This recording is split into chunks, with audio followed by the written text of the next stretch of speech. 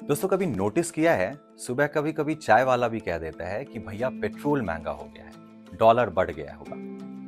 और शाम को न्यूज में कोई एक्सपर्ट बोल देता है कि रुपी यूएस डॉलर के अगेंस्ट स्लिप कर गया है, मतलब रुपी का वैल्यू और घट गया है। लेकिन एक नॉर्मल इंडियन, मेरे और आपके जैसे लोगों के दिमाग में ये हमेशा सवाल रहता है कि ये रेट गिरता कैसे और बढ़ता कैसे है। आखिर कौन डिसाइड करता है कि एक डॉलर अब 84 रुपए का होगा, कल 85 रुपए का या परसों 90 रुपए का। आज हम इसी टॉपिक को डिकोड करेंगे, लेकिन नंबर से नहीं, कहानी के जरिए। एक ऐसी कहानी जो global markets, politics, economy, psychology और पावर सबको जोड़ती है। चलिए मान लेते हैं कि दुनिया एक बहुत बड़ा बाजार है। इस बाजार में हर देश एक दुकान चलाता है। कोई ऑयल बेचता है, कोई टेक्नोलॉजी, कोई लेबर तो कोई कॉटन। लेकिन इस बाजार में सबसे बड़ा और सबसे अमीर दबंग दुकानदार कौन है? यूनाइटेड स्टेट्स ऑफ अमेरिका, जिसकी दुकान इतनी पावरफुल है कि इस बाजार का बिलिंग मशीन भी उसी का है, यूएस डॉलर। देखिए, चाहे आप इंडिया और जापान का बिजनेस देख लीजिए या चाइना और अफ्रीका का ट्रेड, बहुत बार पेमेंट सिर्फ डॉलर में लिया जाता है।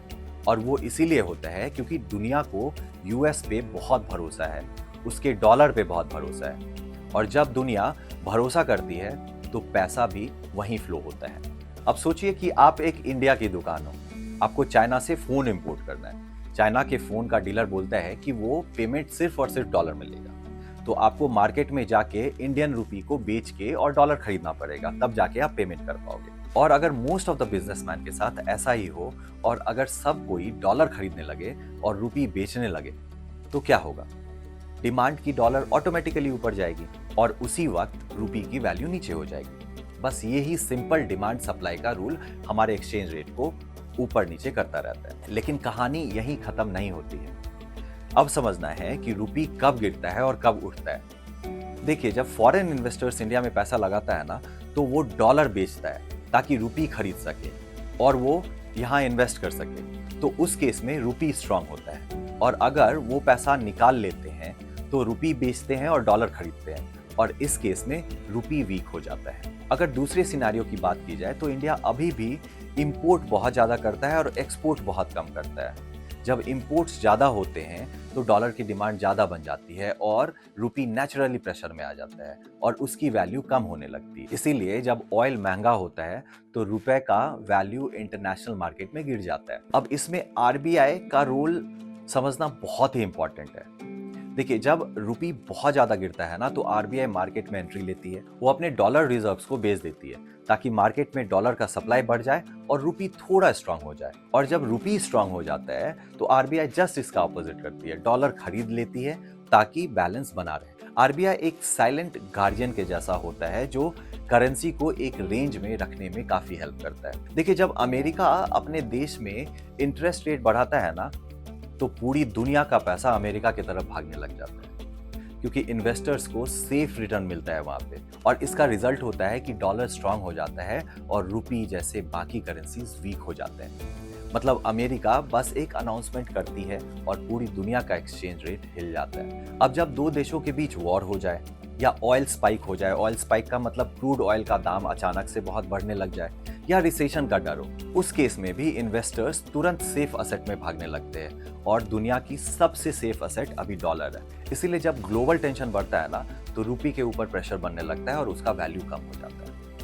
अब समझते हैं कि क्या रुपी कमजोर होने का मतलब इंडिया का कमजोर हो जाना है? इसका सिंपल जवाब है नहीं। देखिए, रुपी का स्ट्रांग या वीक होना ये बात नहीं बताता कि हमारी इकोनॉमी कमजोर हो रही है। जापान का करेंसी, जिसको हम येन बोलते हैं, वो बहुत वीक है, फिर भी जापान एक बहुत एडवांस्ड इकोनॉमी है। चाइना अपनी करेंसी को इंटरनेशनली वीक रखता है ताकि एक्सपोर्ट कॉम्पिटिटिव हो जाए। वीक करेंसी कभी कभी देशों की स्ट्रेटेजी भी होती है। शुरू से लेके अब तक इंडिया का रुपी नेचुरली भी थोड़ा वीक हो गया, क्योंकि इंडिया अभी भी बहुत सारे प्रोडक्ट्स दूसरे देश से इंपोर्ट करता है। डॉलर ग्लोबल किंग तो है ही, और फॉरेन इन्वेस्टर्स कब इंडिया में इन्वेस्ट करेंगे और कब अपना पैसा निकालेंगे, ये कहना मुश्किल है। और इंडिया की ऑयल डिपेंडेंसी भी बहुत ज़्यादा है। बट जैसे जैसे India export, manufacturing, digital payments, services बढ़ा रही है ना, रुपी लॉन्ग टर्म में स्टेबल होने के काफी चांसेस हैं। जब हम न्यूज सुनते हैं तो लगता है कि कोई कमिटी बैठ के डिसाइड कर रही है कि चलो आज $1 इज इक्वल टू 84 रुपए, कल 85 रुपए और परसों 90 रुपए। बट असल में कहानी बहुत अलग होती है। ये रेट डिसाइड करता है दुनिया का बाजार, banks, investors, exporters, importers, corporates. जितने लोग डॉलर और रुपी खरीदते बेचते हैं उनके ट्रांजैक्शन से ये रेट बनता या बिगड़ता है। हर सेकेंड वर्ल्ड मार्केट में करोड़ों के रुपी वर्सेस डॉलर ट्रेड होते हैं और हर ट्रेड रेट को थोड़ा ऊपर नीचे तो करता ही रहता है।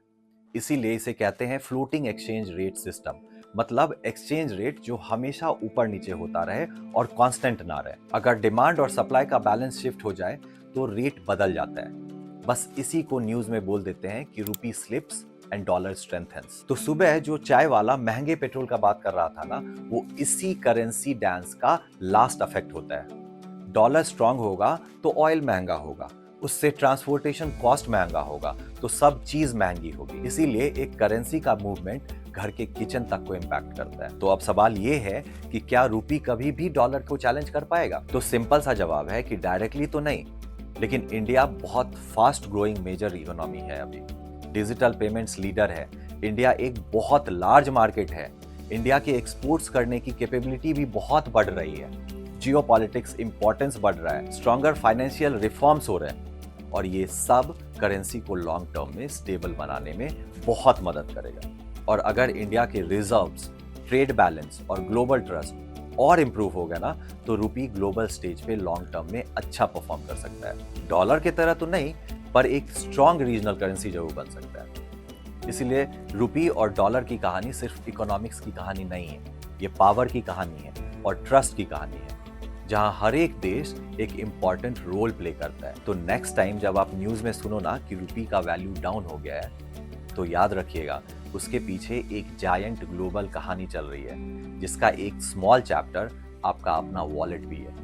अगर आपको ये एक्सप्लेनेशन जरा भी अच्छा लगे तो कमेंट सेक्शन में जरूर बताइएगा।